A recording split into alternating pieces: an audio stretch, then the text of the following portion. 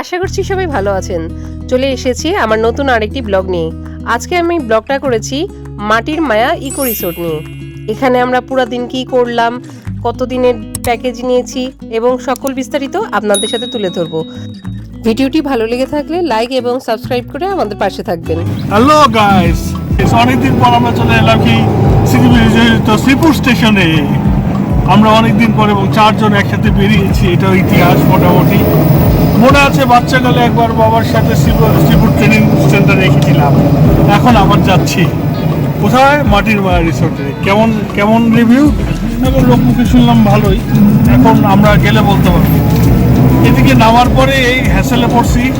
CNG আলারা আমাদের সাথে খুব কষ্ট ইয়ে করতেছে, দামাদামি করে। তারপরে 300 টাকা ভাড়া ঠিক হলো, জানি না ফেয়ার নাকি, কিন্তু আমার কাছে মনে হয়েছে 100 টাকা বেশি। What ever. এখন বিচ্ছিরি গলায় গান শোনাবে আমার দাদা। আর হইল না দেখা দেখা রে, বুকে আমার বিসর্জনের ব্যথা। ঢাকার কমলাপুর রেল স্টেশন থেকে আমরা মহুয়া কমিউটার ট্রেনটি ধরি। এখান থেকে 30 টাকা জনপ্রতি করে আমরা শ্রীপুর স্টেশনে নামি। 8:15-র দিকে ঠিক ট্রেনটি থাকে এবং প্রায় 1.5 ঘন্টা পরে আমরা শ্রীপুরে চলে আসি।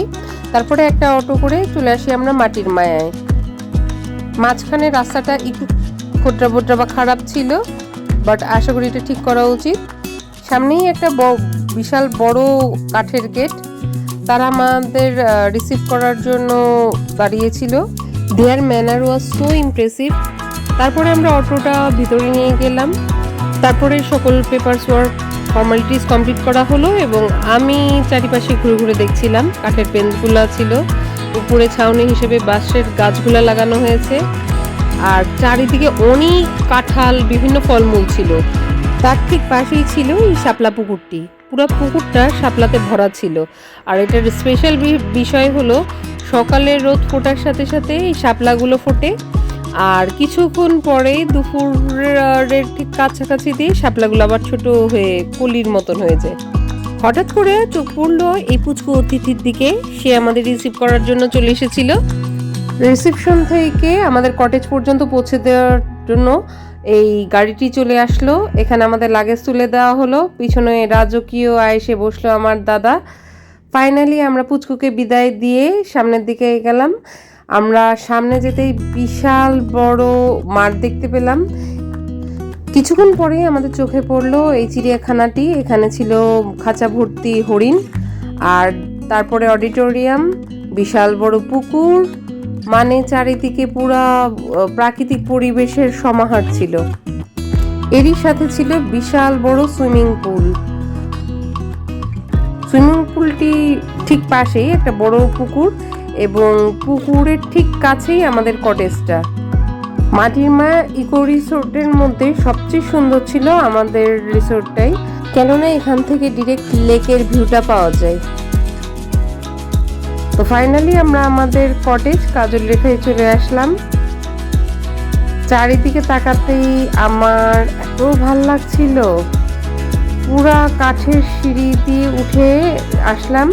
এখানে সামনে একটা ব্যালকনি ছিল। এটা হলো কাজল রেখার 503 নাম্বার রুম, আর এটা হচ্ছে কাজল রেখার 504 নাম্বার রুম। রুমে ঢোকার সাথে সাথে দেখলাম চারিদিক কাঠের তৈরি এবং দেওয়ালগুলা মাটির। এই রুমটা আমার আর মার। এখানে প্রত্যেকটা রুমের সাথেই অ্যাটাচ একটা ব্যালকনি আছে। ব্যালকনি থেকে আপনারা প্রাকৃতিক দৃশ্যটা উপভোগ করতে পারবেন। আমাদের ব্যালকনি থেকে লেকটা পুরো দেখা যাচ্ছিল, আর সেদিন প্রচণ্ড হাওয়া ছিল। দুপুরের তপ্ত রোদে যখন আপনি এরকম প্রাকৃতিক একটা হাওয়া পাবেন, আর তার মধ্যে বিশেষ করে একটা পানির যে লেকের হাওয়াটা, সেটা কিন্তু অসাধারণ। রুমের ভিতরে ছিল কিং সাইজের বেড, ড্রেসিং টেবিল, এসি আর চা কফির সকল ব্যবস্থা। আপনি চাইলে এখানে বসেই চা কফি বানাতে পারবেন। তারপরে ওয়াশরুমের বাইরে থেকে একটা আলমারি আছে। আলমারির মধ্যে আপনি চাইলে সকল জিনিসপত্র হ্যাঙ্গারে টানাতেও পারবেন, আর ওই সাইডে আপনার লাগেজটাও চাইলে রাখতে পারবেন। যথেষ্ট পরিমাণ জায়গা ছিল, আর যারা জায়নামাজের ব্যবস্থাও ছিল, তো আপনি নামাজ পড়তে পারবেন। ভিতরের যে ডেকোরেশনটা ছিল এটা কিন্তু বেশ ভালো ছিল, ফুল উডেন সাইডটা, আর সামনে আপনার আয়না এবং বেসিন, আর এই সাইডে হলো শাওয়ার। ওয়াশরুমের শাওয়ার কিটগুলো ছিল, এগুলো আপনাদের প্রত্যেক দিন তারা রিফিল করে দেবে। আর ওয়াশরুমের উপরের দেওয়ালটা ছিল কাচের, ভয় পাওয়ার কিছু নেই, একটু ঘোলা কাচ, কিন্তু উপর থেকে আপনি পুরা রোদের আলোটা পড়বে। দিনের বেলা মনে হবে পুরাই ওপেন, বাট এটা সিকিউরিটি ছিল অবশ্যই। আমরা 2 দিনের প্যাকেজে গিয়েছিলাম, কিন্তু মাটির মায়া কিন্তু অনেকে ডে লং প্যাকেজেও আছে। এখানে 2টা সুবিধা আছে। এখানে চেকিং এর টাইমটা ছিল 2টার দিকে এবং চেক আউটের টাইম হলো 12টার দিকে। আমরা একটু আগে এসে পৌঁছেছিলাম, যেহেতু রুমগুলো খালি ছিল তাই একটু আগে আমরা ঢুকতে পেরেছি, সমস্যা হয়নি। কিন্তু আপনারা যদি ঈদ বা অন্য কোনো সিজনে আসেন তখন হয়তো বা একবারে কারেক্ট টাইমেই আপনাদের ঢুকতে হবে। তারপরে দুপুর 12টার দিকে আমাদের লাঞ্চের জন্য ডাকা হয়। এই ডাইনিং এরিয়াতে এসে আমরা লাঞ্চ বলেন বা ব্রেকফাস্ট, ডিনার সবই করি, বাট ডিনারটা আমাদের রুমেই প্রোভাইড করা হয়েছে। রেস্টুরেন্টের সাথে যে ওয়াশরুম ছিল এটাও কিন্তু যথেষ্ট নিট অ্যান্ড ক্লিন ছিল। হাত ধোয়ার পরে আমরা লাঞ্চের টেবিলে চলে আসলাম। দুপুরের খাবারের মধ্যে আমাদের যেমন ভাত দিয়েছে তেমন দিয়েছে পোলাও। আমি একটুখানি পোলাওয়ের সাথে বেগুন নিলাম, আর আমার দাদা ভাতের সাথে মাছ ভাজা, আলু সিদ্ধ, হ্যাঁ পটেটো, গরিবের আলু সিদ্ধ। আমার জান কেমন লাগে? এটা হলো খাসির মাংস, মুড়ি ঘন্ট, লাউ চিংড়ি, ডাল, শুটকি, pulao, mashed potato, rice, chicken roast, salad আর বেগুন ভাজার মাছ ভাজা আমাদের পেটে। তারপরে শেষ হতে আমাদের দেওয়া হলো পায়েস। আমরা বেরালাম বিকালে ভ্রমণের জন্য। নামতেই একটা সুন্দর কাঁঠাল পাকার গন্ধ। সুন্দর না সুন্দর জানি না, যাদের কাছে ভালো লাগে তাদের কাছে হয়তো বা ভালোই লাগবে। এই সাইডেরটা আমাদের ডাইনিং, এখানে হলো গিয়ে সব খাবার দাবার দেওয়া হয়। আর এখানে মেবি পানির ফাউন্টেন ছিল, যেটা এখন বন্ধ আছে। চারিদিকে খুব সুন্দর ফুল প্লান্ট করা আছে, আর সামনেই একটা বিশাল বড় মাঠ। মাঠটা ঠিক ওই দিকে একটা সুন্দর পুকুর আছে, এখন আমরা ওই দিকেই যাব। আমরা চলে আসলাম ফাইনালি পুকুর পাড়ে। এটা একটা ছোট পুকুর ছিল, এই পুকুরে মাছ আছে, কিন্তু এই পুকুরে আসলে ফিশিংটা করা হয় না। আর যেই পুকুরে ফিশিং এবং কায়াকিং করা হয় এটা কিছুক্ষণ পরে আপনাদের দেখাবো আমরা। পিছনেই হলো গিয়ে ডিনারের তৈরি চলছে, আর এখানে আমার মা দোল খাচ্ছে। ওই যে আমাদের কটেজটা, এবং এইটা হলো গিয়ে আমাদের সেই কাঙ্ক্ষিত পুকুর পাড়। এই পুকুরটাকে স্পেশাল বলার 3টা কারণ আছে।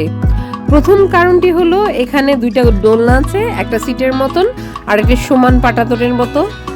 আর দ্বিতীয় কারণটি হলো এই পুকুরে মাছ সবাই ফিশিং করে, তো অনেক পরিমাণ মাছ আছে, আপনি চাইলে দোলনায় বসে বসে আপনি ফিশিং করতে পারেন। আর থার্ড অ্যান্ড মেইন কারণ হলো কায়াকিং। এই পুকুরটার পরে একটা মাঝামাঝি একটা ব্রিজ আছে, এবং এটা ওই সাইডে আর একটা বড় পুকুর, এবং 2 পুকুর ধরে বিশাল বড় এরিয়া জুড়ে ফিশিং করা যায়। তো এই কারণের জন্য এই পুকুরটাকে এত স্পেশাল বলা হয়। সন্ধ্যার সময় আমি আর মা বসে আছি, এদিকে হলো গিয়ে আমার প্রাণ প্রিয় বর্দা, যার প্রাণ অলরেডি গরমে ঠেলে বেড়ে গেছে। আমরা 3 জনে এই ডাইনিংয়ে এসেছি হলো চা খাবো তাই। আর এর মধ্যে প্রচুর চারিদিকে কাঁঠাল, তো বললাম যে কাঁঠাল দেওয়ার জন্য, তো তারা কাঁঠালটা রেডি করে দিয়েছে। তো চা কাঁঠাল দিয়ে এক পিস খাইতি এখন ফ্রিজে রাখছি ঠান্ডা করে যাবে। তারা হলো গিয়ে কাঁঠালটা আমাদের রুমে হয়তো সার্ভ করবে, তখন আপনাদের দেখাতে পারবো। তো গরম একটু কম থাকতো আমার মনে হয় ভালো হতো। এর মধ্যে সবচেয়ে ভালো লেগেছে আমার পুকুরের ওই দিকে দুটো দোলনা আছে। বর্ষাকালে হয়তো পিচ্ছিল থাকে, কিন্তু এখন কিন্তু জায়গাটা বেশ সুন্দর। পুকুরের উপর দিয়ে মানে প্রায় যাই এটা দোলনাটা ভালো লাগবে আশা করি আপনাদের।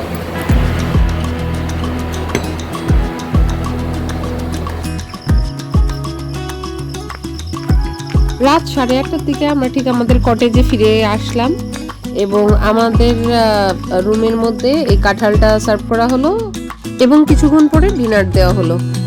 এটা হলো ডাল, মাংস দিয়ে ডাল, আর এটা হলো গিয়ে মুসুরির ডাল।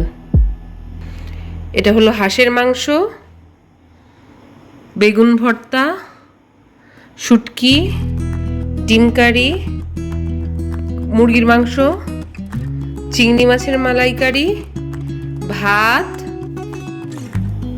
সালাদ আর জর্দা।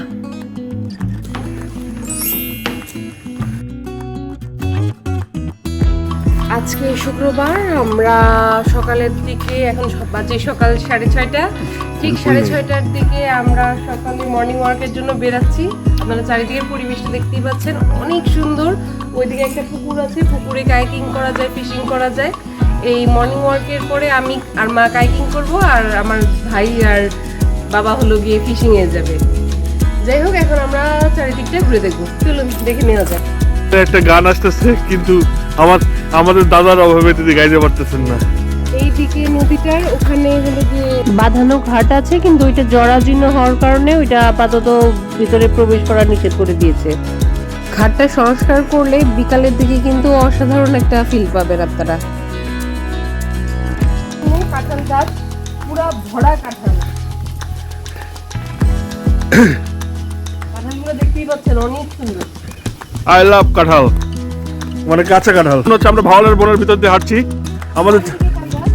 আমাদের ত্রুটি ম্যাডাম টু মাস ফার্স্ট, সে আগে যাচ্ছে। এ মনে মনে হালকা দুঃখিত। Where is Shyamal? Where is শ্যামল? শ্যামল তুমি কোথায়? গাছের পাতাগুলো দেখেছেন? কথিত আছে যে এই পাতা দিয়ে কিন্তু আগে ভাতের প্লেট হিসেবে ইউজ করা হতো, বা কোথাও গেলে এই শাল পাতায় মুড়ে কিন্তু জিনিসপত্র খাবার প্যাক করে দেওয়া হতো। যদি এই পাতাগুলোকে প্রসেস করে একটা প্লেট বানানো হয় বা টেকসইভাবে শুকিয়ে প্রসেস করা হয়, তাহলে প্লাস্টিককে অবশ্যই রিপ্লেস করতে পারবে। আশা করি কর্তৃপক্ষ একটু বিবেচনা করতে পারে। আমরা এজ এ বাঙালি আমরা ক্ষতিকর জিনিসের দিকে ইয়ে করি, অথচ এই শাল গাছগুলা, এই শাল পাতা কত উপকার। এটা দিয়ে প্লেট বানাইলে পরিবেশ ইকো ফ্রেন্ডলি। অধিক দুঃখের সাথে জানানো যাচ্ছে যে ঘাটটা মেবি দুর্বল, এখানে নামতে দেওয়া নিচে, এর জন্য বেড়া দেওয়া আছে। যাই হোক, আশা করি সংস্কার করা হবে। আর ঘাটের চারিদিকে দেখুন কি সুন্দর জঙ্গলি ফুল ফুটে গেছে। আমরা যাচ্ছি গভীর জঙ্গলে, লাভ স্পটে। আপনার বিকালে পুকুরের পাড়ে হাঁটার সময় আপনারা চাইলে এখানে এসে কিছুক্ষণ জিরিয়ে নিতে পারেন। প্লেসটা পরিচ্ছন্ন না হলেও বসার জন্য কিন্তু ভালো। ঘাটের চারিদিক জুড়েই বুনো ফুলগুলো ফুটে রয়েছে, অনেক সুন্দর। আর ওই দূরে আপনারা দেখতে পাচ্ছেন কায়াকিং এর বোর্ডটা বাঁধা আছে। আমরা এখন যাচ্ছি গভীর অরণ্যে, চলো। কায়াকিং এর বোটের ঘাটের ঠিক সামনেই ওই বিচটি, চলুন আমরা দেখি।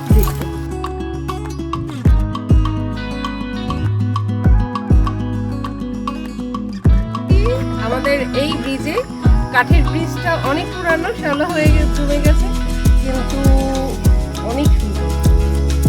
আর এখন সুন্দর বাতাস দিচ্ছে, হয়তো একটু পরে বৃষ্টি হবে, কিন্তু এই ওয়েদারটা কিন্তু দারুণ। ঠিক বৃষ্টি হওয়ার আগ মুহূর্তে প্রচন্ড বাতাস। বৃষ্টি পার হয়ে গেছি অনেক অক্লান্ত পরিশ্রমের মাধ্যমে। বৃষ্টি এই পুকুরের মাঝখানের পথটিকে সংযুক্ত করেছে। আর বৃষ্টির ওই সাইডে একটা বসার সুন্দর বেঞ্চ আছে, আর বিপরীত দিকে আছে একটা দোলনা। আমরা এগিয়ে যাচ্ছি।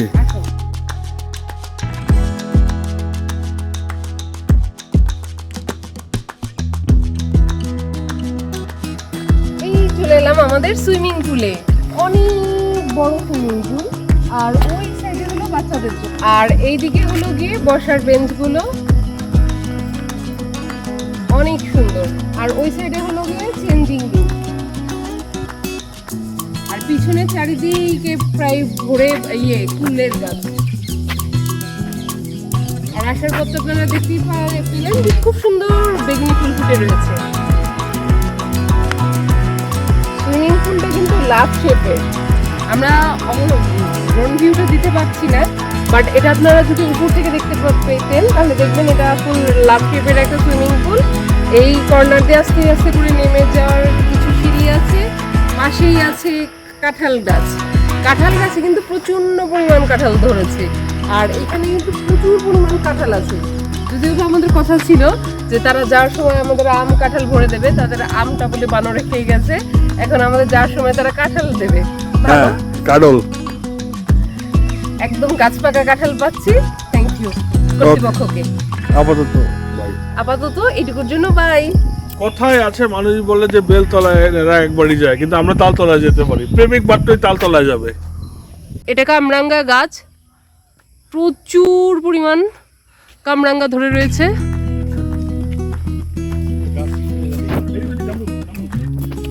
এই যে নিচে কামরাঙ্গা পড়ে রয়েছে, জামরুল গাছ থেকে পেড়ে দিল, দেখেছেন?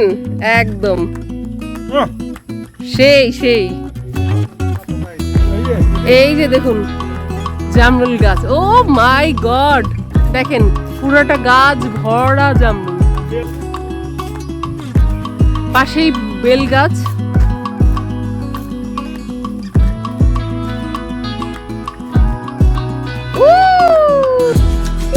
দাদা এত সুন্দর একটা ফুল দেওয়ার জন্য। আমরা সামনে দেখতে পাচ্ছি ওইখানে জু। এই প্রথম আমি কোনো রিসোর্টে একসাথে এতগুলা হরিণ দেখলাম। এর আগের পাখি রিসোর্টে আমি এরকম কিছু হরিণ দেখেছিলাম, কিন্তু সেটার সংখ্যায় এত পরিমাণ ছিল না।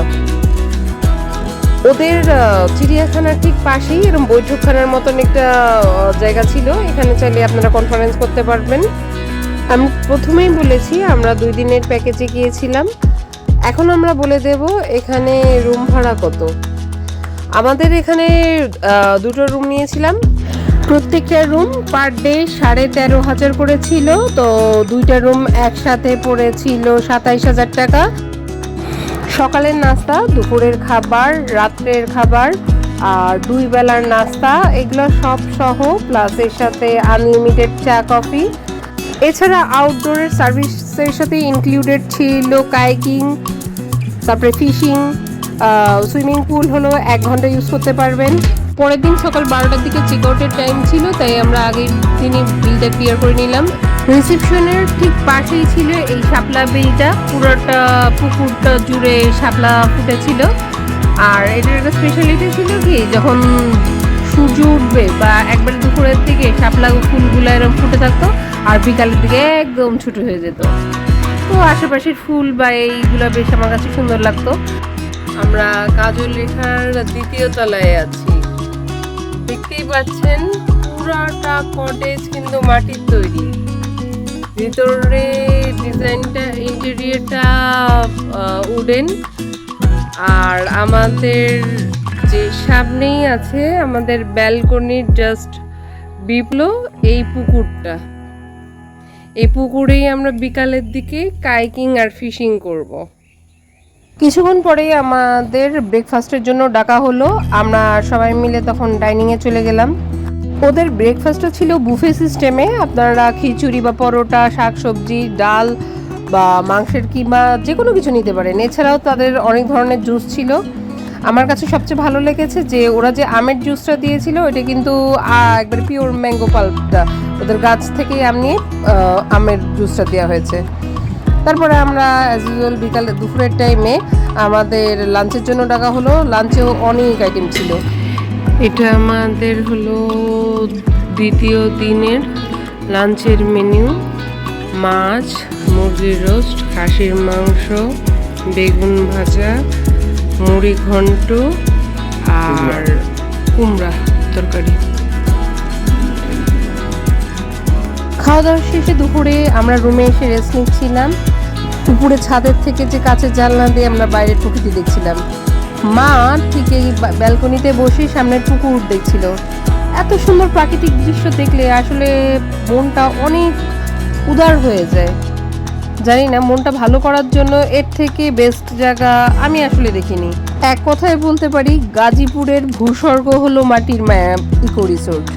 আমি আগেই বলেছি, আপনারা যদি একদিন বা 2 দিন স্টে করতে না চান তাহলে অবশ্যই আপনারা ডে লং প্যাকেজে হলেও যাবেন। জাস্ট রুমের সার্ভিসটা ছাড়া আর বাদ বাকি সব কিছু সব সার্ভিস আপনাদের ইনক্লুডেড থাকবে। এরপরে বিকালের দিকে আমরা ওদের বললাম যে এই গাড়িটা করে, যে গাড়িটা করে আমাদের নিয়ে আসা হয়েছিল, এটা করে পুরাটা রিসোর্ট ঘুরিয়ে দেখায় দিতে। তো তারা আমাদের ঘুরিয়ে দেখালো। তারা বলেছিল যে এর জন্য আমাদের টাকা দিতে হবে না, আমরা খুশি হয়ে আপনাদের পুরোটা রিসোর্ট ঘুরিয়ে দেখাবো।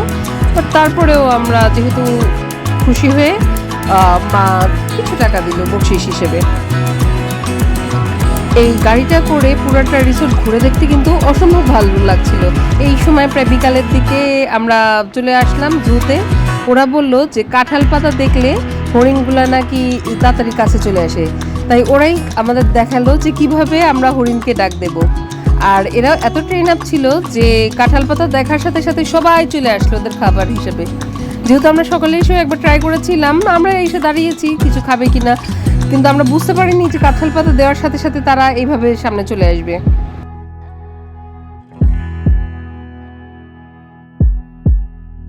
চিড়িয়াখানাটা ঘোরার পরে আমরা আমাদের নেক্সট যাত্রাস্থল কাইকিং এবং ফিশিংয়ের উদ্দেশ্যে রওনা দিলাম।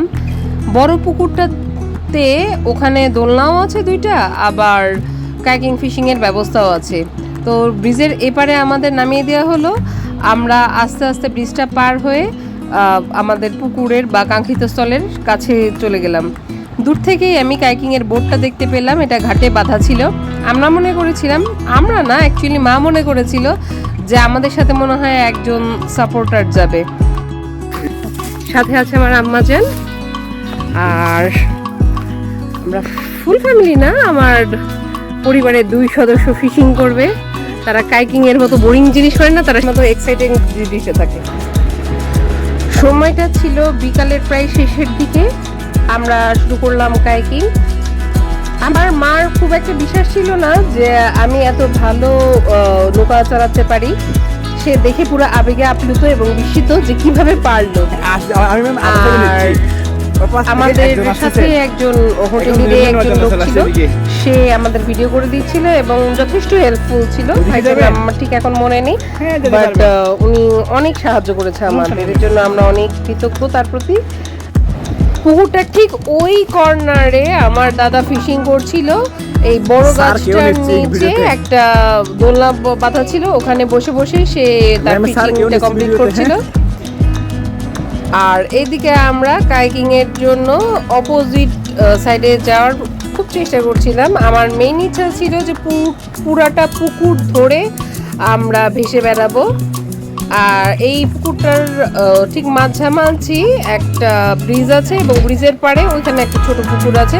তো আমি আস্তে আস্তে করে ব্রিজের দিকে আগাচ্ছিলাম যে ওই দিকে যাবো।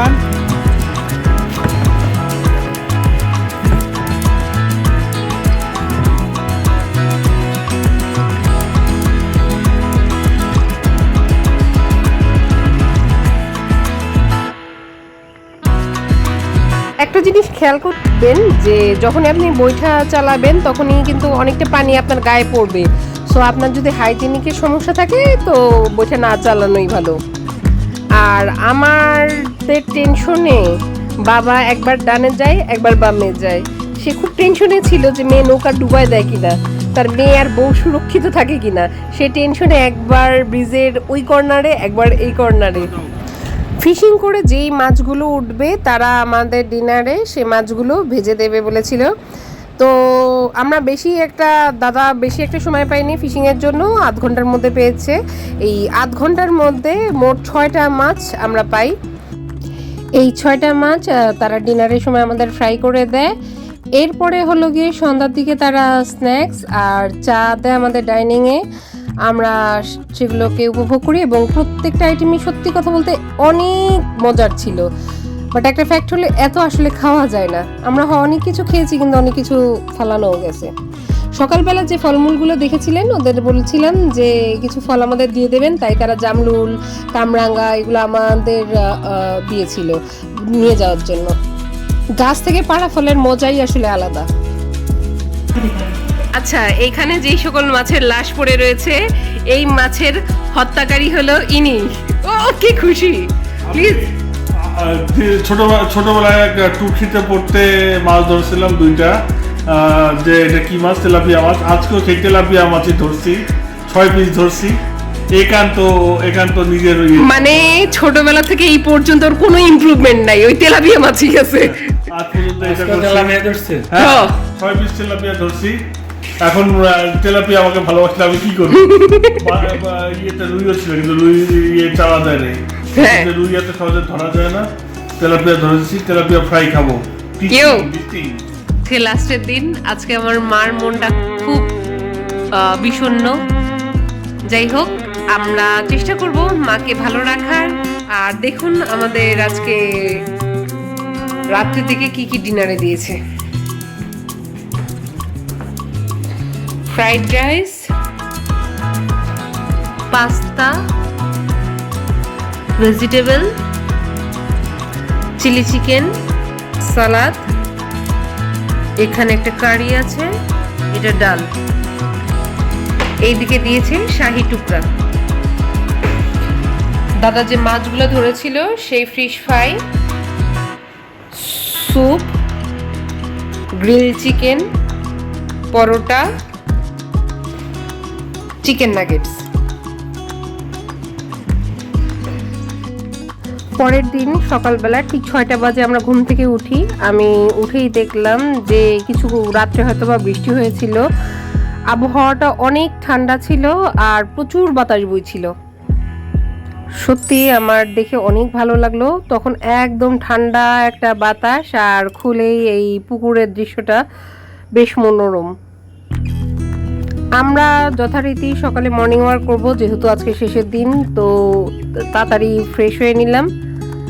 আর তার আগে চারিদিকের দৃশ্যটা একবার দেখে নিলাম, যেহেতু যাবার সময়টা আসলে মনটা একটু খারাপ থাকে। এই রিসোর্টটার প্রাকৃতিক পরিবেশ এবং সার্ভিস সব সম্পর্কে বলতে গেলে শুধু সব দিক ভালো ছাড়া আর কিছু বলার আসলে নেই। তাদের প্রত্যেকটা মেম্বারেরই ব্যবহার যথেষ্ট ভালো ছিল এবং সার্ভিসে কল দেওয়ার সাথে সাথেই তারা স্টেপ নিয়েছে। সো এই নিয়ে আসলে কোনো নেগেটিভ বলার কোনো অবকাশই নেই। শুধু একটাই বলতে চাই যে এত পরিমাণ খাওয়া না দিয়ে অন্যান্য আরও তারা যদি কোনো প্লেইং গেমিং আইটেম রাখতে পারে, ওটা মনে হয় আরও ভালো হবে, কারণ আসলে এত পরিমাণ খাওয়া যায় না। এখানে ফুল বোট এবং হাফ বোট সিস্টেমটা চালু করলে আশা করি সবার উপকার হবে। লাস্টে আসার আগের দিন সেইবারের মতো দোলনাটাতে চড়ে নিলাম। বলেন হরিণ খাওয়ায় কেমন লাগছে?